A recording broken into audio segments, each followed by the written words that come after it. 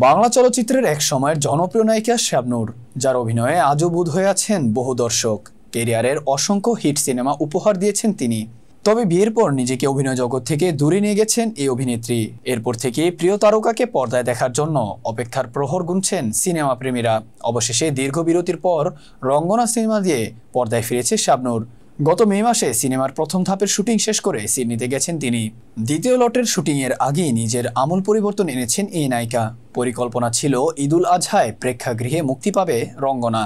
তবে ছবিটির কাজ পুরোপুরি শেষ না হওয়ায় ঈদের প্রেক্ষাগৃহে আসেনি সিনেমাটি। এরপরই পরিচালক আরাফাত জানান, বাকি অংশের কাজ শেষে মুক্তি দেওয়া হবে রঙ্গনা। এদিকে 23 জুন রোববার নিজের ফেসবুক অ্যাকাউন্টে দুইটি ছবি শেয়ার করেছেন শাবনূর। দেখেই বোঝা যাচ্ছে শরীরের মেদ ঝেড়ে ফেলছেন অভিনেত্রী, সেটাও সিনেমার চরিত্রের প্রয়োজনে। অভিনেত্রী সেই দুইটি ছবি শেয়ার করে পরিচালক আরাফাত লিখেছেন, গল্পের প্রয়োজনে দ্বিতীয় লটের শুটিংয়ের প্রস্তুতি চলছে পুরো দমে। নায়িকার এমন পরিবর্তন দর্শকও বেশ ভালোভাবে নিয়েছে। পছন্দের নায়িকার কাছ থেকে ভক্তরাও দারুণ কিছু প্রত্যাশা করছেন। তাদের আশা, পর্দায় আবারও পুরনো শাবনূরের দেখা মিলবে। শীঘ্রই দেশে ফিরবেন তিনি। ঢাকায় ফিরেই সিনেমার বাকি অংশের কাজ শেষ করবেন।